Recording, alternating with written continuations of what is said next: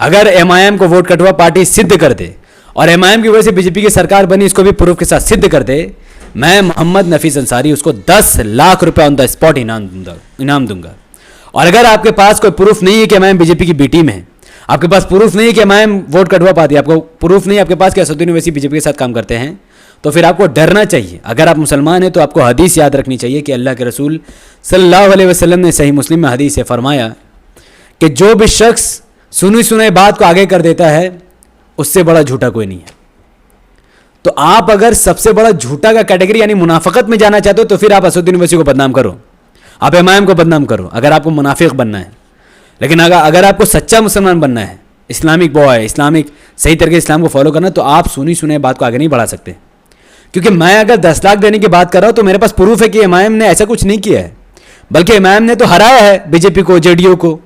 MIM ने महाराष्ट्र में शिवसेना के 30 साल से जो एमपी था उसको इम्तियाज जलील साहब ने हरा दिया, जिसको कांग्रेस ने हरा पा रही थी, जिसको वहां के एनसीपी ने हरा पा रही थी, जिसको अन्य पार्टी ने हरा पा रही थी, एसपी ने हरा पा रही थी, उसको शिवसेना के उस एमपी को 30 साल से जो सिटिंग एमपी है उसको इम्तियाज जलील साहब ने जड़ से उखेड़ दिया, उसका जमानत को जब्त करा दिया।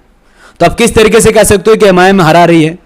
अगर किसी को लगता है कि एमआईएम हरा रही, मैं पूरा आंकड़ा आपको वीडियो के एंड में दे दूंगा कि बिहार में आखिर हुआ क्या है, कैसे एमआईएम ने 20 सीट में चुनाव लड़ी, कैसे कांग्रेस ने बीजेपी को जीता है। मैं पूरा आंकड़ा भी आपके सामने रखूंगा, मैंने पहले वीडियो में भी रखा था, लेकिन इस वीडियो के अभी एंडिंग में मैं आपको इतना भयंकर आंकड़ा रखूंगा कि इस वीडियो के बाद अगर किसी मुस्लिम या अनभक्त ने ये वीडियो देख लिया तो इंशाल्लाह अगर वो जुम्मन मुसलमान है तो वो मुखलिस मुसलमान बनेगा और एमआईएम का साथ देगा, और अगर वो अनभक्त है तो वो कहीं ना कहीं सबक हासिल करे कि हाँ कहीं ना कहीं उससे गलती हो रही है असद साहब को बदनाम करने में। तो सबसे पहला पॉइंट तो ये है कि अगर एमआईएम बीजेपी को जिताने गई है, अगर एमआईएम बीजेपी की सरकार बनाई जाती है, तो पहला सवाल यह है कि महाराष्ट्र में उस शिवसेना के एमपी को क्यों किसी कांग्रेस ने नहीं हरा पाई, एनसीपी ने नहीं हरा पाई, किसी और पार्टी ने नहीं हरा पाई, एमआईएम ने क्यों हराया? तो ये इस बात को सिद्ध करता है कि कांग्रेस या शिवसेना के खिलाफ अगर कोई प्रमुख से लड़ सकता है और जीत सकता है तो वो एमआईएम है, बशर्ते कि वहां के लोकल लोग एमआईएम का साथ दे। औरंगाबाद में लोकल लोगों ने साथ दिया, जबकि वहां पर जहां से महाराष्ट्र में जहां पर इम्तियाज जलील साहब एमपी का चुनाव जीते हैं वहां पर मैक्सिमम मुस्लिम नहीं है, दलित है। दलित मुस्लिम मिलाकर तो दलितों ने दबा के उनको वोट दिया, दबा के। तो शिवसेना को हराने के लिए, बीजेपी को हराने के लिए अगर दलित मुस्लिम एक साथ हो जाए तो पूरे भारत में अकेला एमआईएम बीजेपी और शिवसेना को हरा सकती है। दूसरी बात, आप अगर गोवा देखोगे, कर्नाटका देखोगे, आप अगर देखोगे बंगाल देखोगे, आप अगर गुजरात देखोगे, आप अगर असम देखोगे, ऐसे 9-10 राज्य ऐसे हैं जहां पर एमआईएम ने इलेक्शन लड़ा ही नहीं है, लेकिन बीजेपी तो एक तरफा जीत गई। अब गोवा में देखो, बीजेपी की सरकार, एमआईएम इलेक्शन नहीं लड़ी, कांग्रेस नहीं हरा पाई। आप देखोगे, अगर झारखंड देखोगे, माफ करना हरियाणा देखोगे, एमआईएम इलेक्शन नहीं लड़ी लेकिन बीजेपी ने सरकार बना ली। आप अगर देखोगे आसाम, एमआईएम इलेक्शन नहीं लड़ी लेकिन वहां पर सरकार बन गई। और वेस्ट बंगाल की अगर बात करोगे, जो वेस्ट बंगाल का एमपी इलेक्शन आज से 1-1.5 साल पहले हुआ, एमआईएम प्रमुख लीडर, देश का सबसे बड़ा लीडर असदुद्दीन ओवैसी साहब ने कहा कि एमआईएम इस बार बंगाल इलेक्शन नहीं लड़ेगी, और असद साहब ने पुरजोर तरीके से कहा कि बीजेपी के खिलाफ आप रीजनल पार्टी को वोट दो। तो क्या मतलब था? यानी आप टीएमसी को वोट दो। आप सोचो, एमआईएम के ना लड़ने के बावजूद भी जिस स्टेट वेस्ट बंगाल में बीजेपी की मात्र 2 सीटें थी, 2 एमपी की सीटें थी, वो 2 से 18 सीटों में बदल गई। तो एमआईएम के ना लड़ने के बावजूद भी अगर ममता अपनी 16 एमपी की सीटें गवा देती, आप समझते हैं, यानी 110 एमएलए का लगभग वो सीट होता है, 16 एमपी का सीट वो गवा देती है वो। तो एमआईएम का अगर लड़ने से ही बीजेपी जीता, तो ना लड़ने से क्यों बंगाल में जो बीजेपी है वो 2 से 18 सीट में आ गई? क्योंकि टीएमसी सही तरीके से काम नहीं कर पा रही है, टीएमसी मैनेज नहीं कर पा रही है। टीएमसी एक तरफा इतना करप्शन कर रही है कि लोग जानते कि बीजेपी भी करप्शन में डूबा हुआ है, लेकिन वो उसको पता है कि चल यार, जब टीएमसी करप्शन कर ही रहा है तो बीजेपी को हिला दो। लोगों का ये मानना है। अब अगर हरियाणा में एमआईएम नहीं लड़ी तो कैसे बीजेपी जीत गई? गोवा में कैसे बीजेपी जीत गई? असम में कैसे बीजेपी जीत गई? तो ये कितना बड़ा मुनाफिकत, कितना बड़ा जाहिलियत, कितना बड़ा बेवकूफ़ी है कि जो कहते हैं एमआईएम इलेक्शन लड़ रही है इसलिए बीजेपी जीत रही है। एमआईएम तो सिवाय हैदराबाद के कहाँ भाई है? हैदराबाद में लड़ी, फिर आपका महाराष्ट्र में तो बीजेपी की सरकार नहीं है, कैसे? सबसे बड़ा जो आंख खोलने वाली बात है वो है तेलंगाना। तेलंगाना में आप देखोगे कि एमआईएम इलेक्शन लड़ती है 7 से 8 सीटों पर, 7 सीट एमआईएम एक तरफा जीत जाती है, और पूरे तेलंगाना में बीजेपी 1 सीट मुश्किल से जीतती है।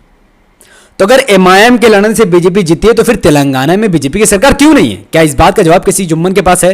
इस बात का जवाब किसी अनबख्त या जाहिल के पास है या किसी गवार के पास नहीं है, क्योंकि एमआईएम के लड़ने से बीजेपी को फर्क नहीं पड़ता। बीजेपी वहां जीती है जहां रीजनल पार्टी करप्शन करती है। बीजेपी वहां जीती जहां पर कांग्रेस पार्टी बीजेपी को जीतने का मौका देती है। बीजेपी वहां जीती जहां के लोग रीजनल पार्टी से उठ जाते हैं। अगर टीआरएस तेलंगाना को सही तरीके से ना संभाले तो वहां भी बीजेपी की सरकार बन जाएगी।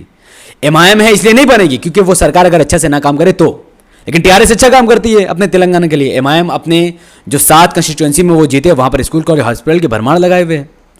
एक राजा सिंह जीता है। अब आपको हैरत होगा, वोट कटवा देखो कांग्रेस कैसे। एकमात्र बीजेपी का एमएलए तेलंगाना में राजा सिंह जीता है। वो इसलिए जीता है क्योंकि टीआरएस का 20 से भी ज्यादा 40,000 वोट खुद कांग्रेस ने काटा है। अगर कांग्रेस वहां पर अपना कैंडिडेट नहीं खड़ा करता तो टीआरएस राजा सिंह को एक तरफा हरा देती और बीजेपी का एक भी वोट तेलंगाना में नहीं आता। तो आप खुद सोचो कि कांग्रेस खुद, मैं दलील के साथ आपसे पेश कर रहा हूं कि कांग्रेस खुद बीजेपी को जिता रही है और आप कह रहे हो एमआईएम जिता रही है। तो अब तो मुनाफिकत छोड़ो, अब तो छोड़ो ये भेदभाव, किस चक्कर में पड़ो, किसकी बात मान रहे हो? अरविंद केजरीवाल की, जो कहता है बीजेपी का बीटी मसउद्दीन ओवैसी है।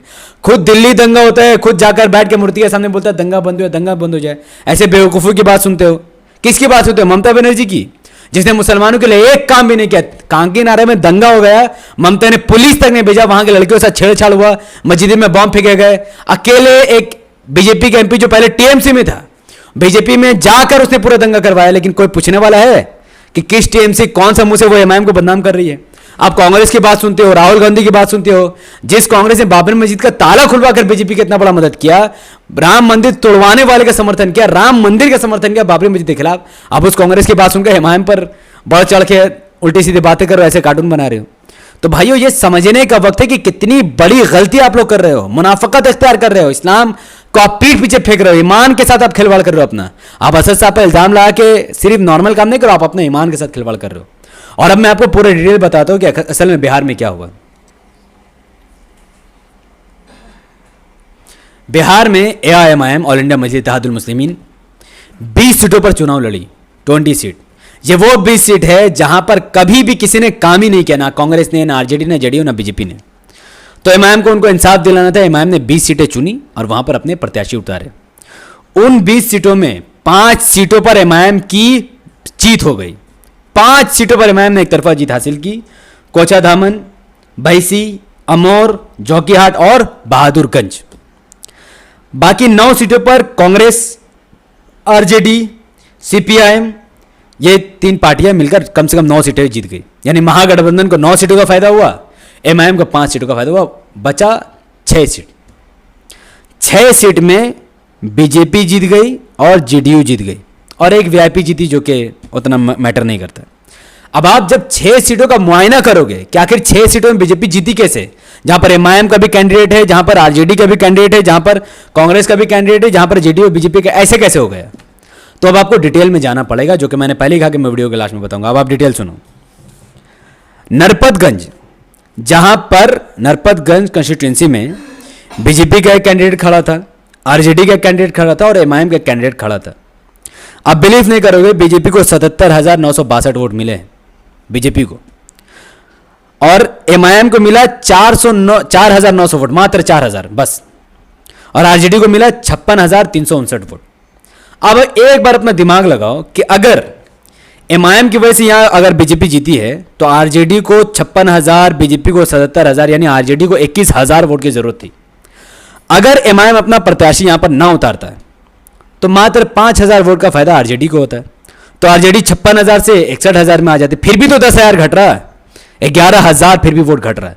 तो इससे यह रिजल्ट निकलता है कि जो आरजेडी का उम्मीदवार वहां पर खड़ा था वो कोई काम का लायक नहीं था। वहां के लोगों ने, नरपत कंस्टिट्यूएंसी के लोगों ने, नरपतगंज के लोगों ने उस कैंडिडेट को पसंद नहीं किया, आरजेडी के काम को पसंद नहीं किया। आरजेडी के जो भी 10 साल गुजरे, 15 साल, 30 साल गुजरे, वहां पर कभी काम ही नहीं हुआ, इसीलिए उसने बीजेपी को मौका दिया, बीजेपी जीत गई। तो एमआईएम को तो यहां कोई रोल नहीं है। दूसरा सीट है साहेबगंज। साहेबगंज में वीआईपी, जो एनडीए से जिसको सीट मिली थी वीआईपी, उसको 81,036 वोट मिले हैं और आरजेडी को 65,643 वोट मिले, यानी 65,000। टोटल 20,000 वोट कम मिला उसे, लगभग 15 से 20,000 वोट कम मिले। और वहां पर एमआईएम को मात्र 4,048 वोट मिला है। अगर एआईएमआईएम साहेबगंज में अपना कैंडिडेट नहीं उतारती तो आरजेडी का टोटल 65 से 69,000 हो जाता। फिर भी 12,000 वोट से आरजेडी हार जाती। तो आप खुद दिमाग लगा के बताओ, अगर जरा से भी आपके अंदर समझ है कि अगर एमआईएम यहाँ कैंडिडेट नहीं उतारती तो क्या आरजेडी इसको हरा पाती? इसलिए आरजेडी हारी क्योंकि वहां के लोगों ने आरजेडी पार्टी को पसंद नहीं किया, आरजेडी के कैंडिडेट को पसंद नहीं किया। 30 साल में आरजेडी ने कोई काम नहीं किया तो उसने बीजेपी वीआईपी को चांस दे दिया। थर्ड में आते हैं परनपुर, जहां पर बीजेपी के कैंडिडेट को 71,206 वोट मिले। कांग्रेस का वहां उम्मीदवार उतर रहे जिसको 65,626 वोट मिले और मात्र 438 वोट एमआईएम को मिले। ठीक है, वोट मिलना ना मिलना ये इलेक्शन का एक हिस्सा है। अब खुद सोचो, जब कांग्रेस को बीजेपी से 6,000 वोट कम मिला है, अगर एमआईएम वहां पर सीट ना भी उतारती, वहां पर कैंडिडेट नहीं खड़ा करती, तो मात्र 400 वोट का फायदा कांग्रेस को होता। तो कांग्रेस 79,475 से 78,000 हो जाता। फिर भी 3,000 वोट से तो बीजेपी आगे। तो एमआईएम अगर ना भी उतारता तो क्या फर्क पड़ता? आप क्या फर्क पड़ता? फिर आते हैं बरारी में, जहां पर जेडीयू के उम्मीदवार को 81,320 वोट मिले, आरजेडी के उम्मीदवार को 70,473 वोट मिले और एमआईएम को 6,564 वोट मिले। अब जेडीयू से आरजेडी के बीच में 11,000 वोटों का फर्क है। अब अगर एमआईएम वहां पर नहीं उतारती तो आरजेडी को 6,000 वोट का फायदा होता, 6,500। तो आरजेडी का टोटल 76,000 यानी 77,000 वोट मिलते और बीजेपी को 81,000, आरजेडी को 81,000। फिर भी 5,000 वोट का फर्क है। एमआईएम ना भी उतारता तो भी 5,000 वोट से आरजेडी हारता। तो दिमाग लगाओ कि हिसाब में क्या चल रहा है।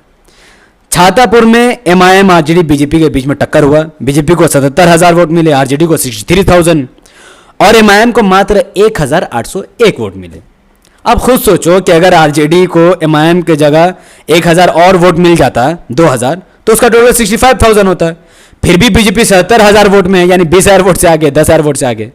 तो एमआईएम अगर इन पांचों सीट पर ना भी उतरती तो भी आरजेडी बीजेपी के उम्मीदवार को नहीं हरा पाती। इसका रीजन यह है क्योंकि आरजेडी का काम उनको पसंद नहीं है, कांग्रेस का काम उनको पसंद नहीं है, महागठबंधन का काम उनको पसंद नहीं, उनके साथ कभी किसी ने डेवलपमेंट का काम ही नहीं किया, इसलिए उन्होंने बीजेपी, जेडीयू और वीआईपी को फायदा दिया।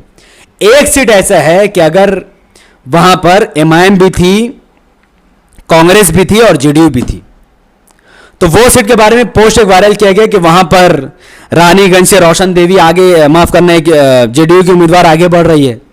भाई वो अधूरा पोस्ट है। हुआ यूं कि वहां पर जेडीयू को 81,874 वोट मिला, 81,874।